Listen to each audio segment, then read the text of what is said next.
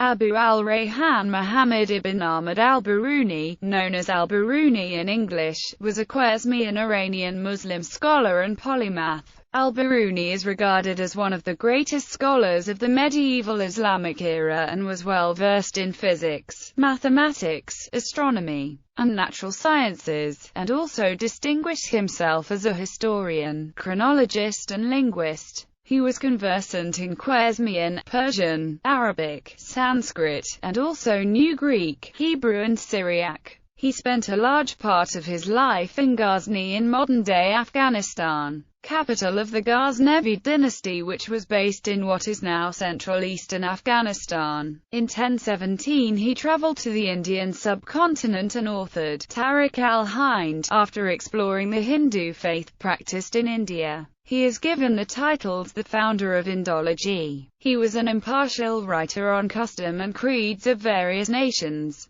and was given the title Al-Ustad for his remarkable description of early 11th century India. He also made contributions to earth sciences, and is regarded as the father of geodesy, for his important contributions to that field, along with his significant contributions to geography. Life. He was born in the outer district of Kath, the capital of the Afrigid dynasty of Khwarezm. The word Biruni means, from the outer district, in Persian, and so this became his nisbah. Al-Biruni equals the Birunian. His first 25 years were spent in Khwarezm, where he studied Islamic jurisprudence, theology, grammar, mathematics, astronomy, medics and other sciences. The Iranian Khwarezmian language, which was the language of Biruni, survived for several centuries after Islam until the Turkification of the region, and so must some at least of the culture and lore of ancient Khwarezm, for it is hard to see the commanding figure of Biruni, a repository of so much knowledge, appearing in a cultural vacuum. He was sympathetic to the Afrids, who were overthrown by the rival dynasty of Ma'munids in 995. Leaving his homeland, he left for Bukhara, then under the Samanid ruler Mansur II, the son of Nuh.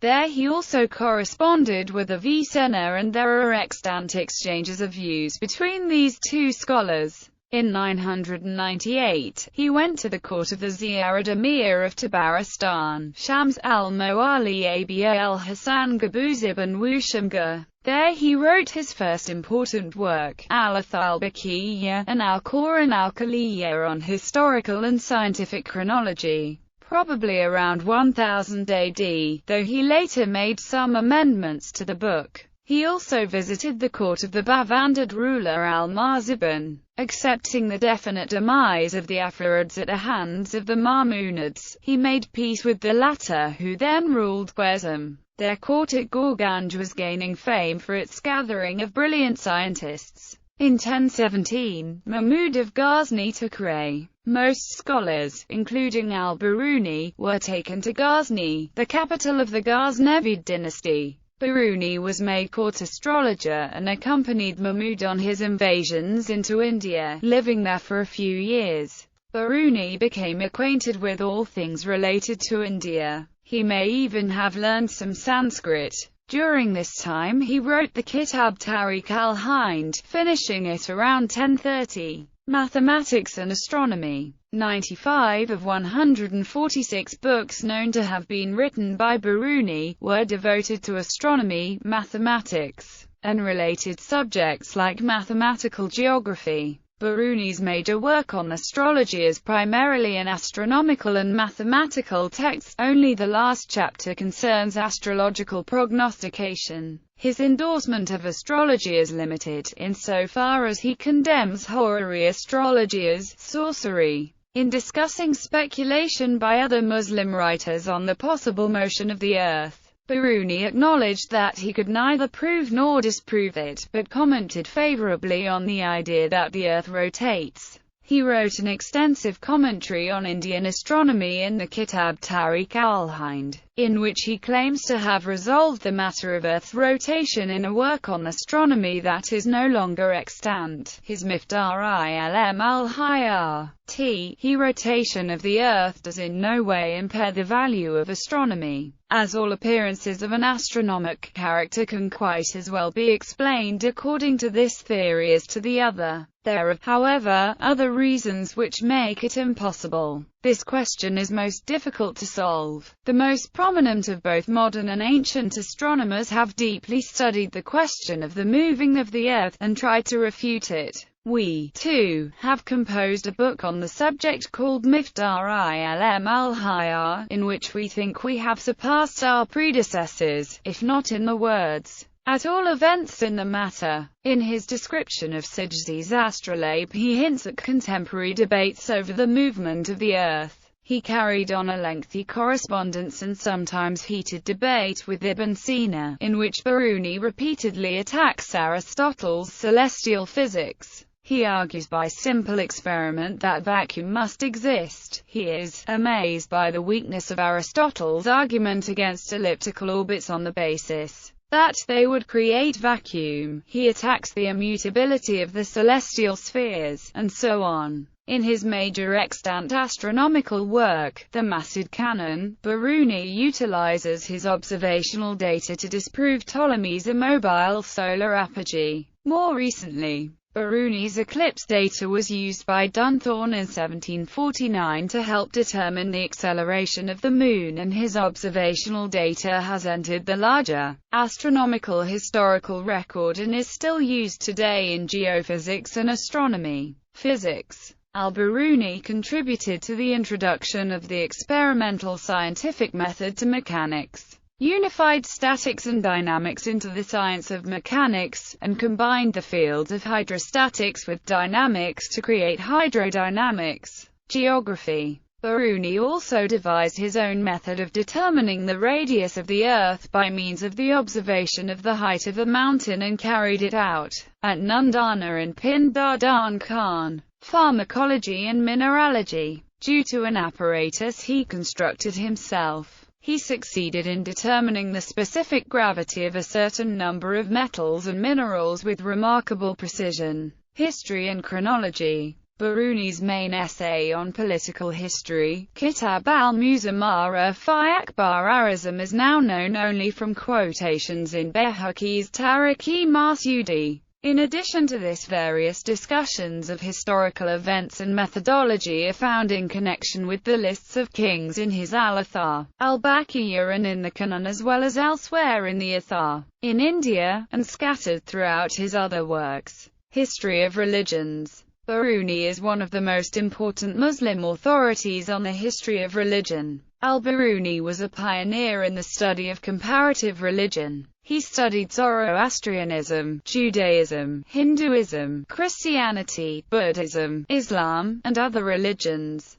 He treated religions objectively, striving to understand them on their own terms rather than trying to prove them wrong. His underlying concept was that all cultures are at least distant relatives of all other cultures because they are all human constructs. What Al-Biruni seems to be arguing is that there is a common human element in every culture that makes all cultures distant relatives, however foreign they might seem to one another. Al-Biruni was disgusted by scholars who failed to engage primary sources in the treatment of Hindu religion. He found existing sources on Hinduism to be both insufficient and dishonest. Guided by a sense of ethics and a desire to learn, he sought to explain the religious behavior of different groups. Al-Biruni divides Hindus into an educated and an uneducated class. He describes the educated as monotheistic, believing that God is one, eternal, and omnipotent, and eschewing all forms of idol worship. He recognizes that uneducated Hindus worshipped a multiplicity of idols, yet points out that even some Muslims have adopted anthropomorphic concepts of God. Indology. Biruni's fame as an indologist rests primarily on two texts. Al-Biruni wrote an encyclopedic work on India called Tarikh al-Hind, in which he explored nearly every aspect of Indian life, including religion, history, geography, geology, science, and mathematics. He explores religion within a rich cultural context. He expresses his objective with simple eloquence. I shall not produce the arguments of our antagonists in order to refute such of them as I believe to be in the wrong. My book is nothing but a simple historic record of facts. I shall place before the reader in the theories of the Hindus exactly as they are, and I shall mention in connection with them similar theories of the Greeks in order to show the relationship existing between them. An example of Al-Biruni's analysis is his summary of why many Hindus hate Muslims. He explains that Hinduism and Islam are totally different from each other. Moreover, Hindus in 11th century India had suffered through waves of destructive attacks on many of its cities, and Islamic armies had taken numerous Hindu slaves to Persia, which claimed Al-Biruni contributed to Hindus becoming suspicious of all foreigners, not just Muslims. Hindus considered Muslims violent and impure, and did not want to share anything with him. Over time, Al-Biruni won the welcome of Hindu scholars. Al-Biruni collected books and studied with these Hindu scholars to become fluent in Sanskrit, discover and translate into Arabic the mathematics,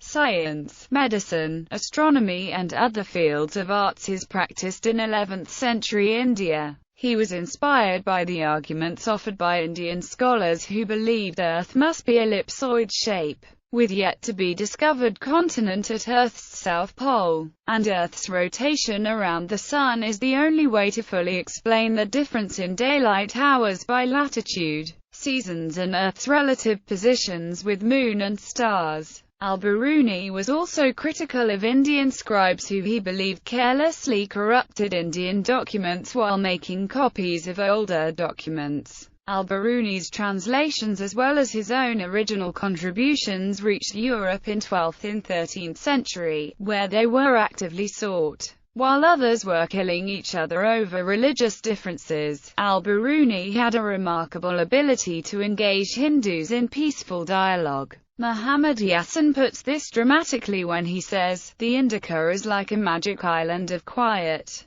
impartial research in the midst of a world of clashing swords, burning towns, and burned temples." Works. Most of the works of Al-Biruni are in Arabic, although he wrote one of his masterpieces, the Kitab al-Tafhim, apparently in both Persian and Arabic, showing his mastery over both languages. Biruni's catalogue of his own literary production up to his 65th lunar, 63rd solar year lists 103 titles divided into 12 categories: astronomy, mathematical geography, mathematics, astrological aspects and transits, astronomical instruments, chronology, comets, an untitled category, astrology, anecdotes, religion, and books of which he no longer possesses copies. His extant works include Critical Study of What India Says, Whether Accepted by Reason or Refused, also known as the Indica, a compendium of India's religion and philosophy, the Book of Instruction in the Elements of the Art of Astrology, The Remaining Signs of Past Centuries, a comparative study of calendars of different cultures and civilizations, interlaced with mathematical, astronomical, and historical information. The Masudi Canon, an extensive encyclopedia on astronomy, geography, and engineering, named after Masud, son of Mahmud of Ghazni, to whom he dedicated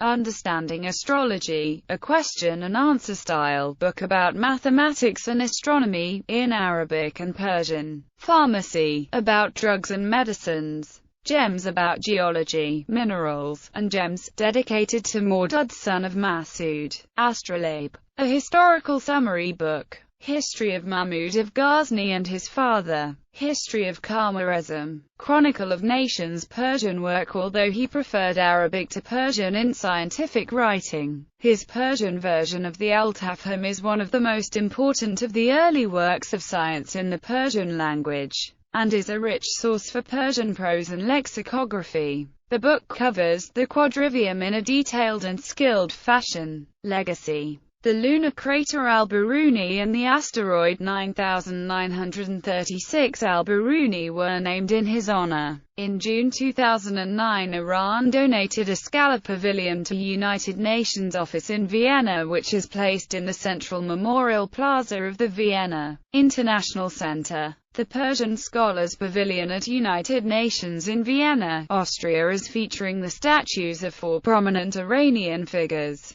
highlighting the Iranian architectural features. The pavilion is adorned with Persian art forms and includes the statues of renowned Iranian scientists Avicenna, Abū Rayḥān Biruni, Zakaria Razi and Omar Khayyam.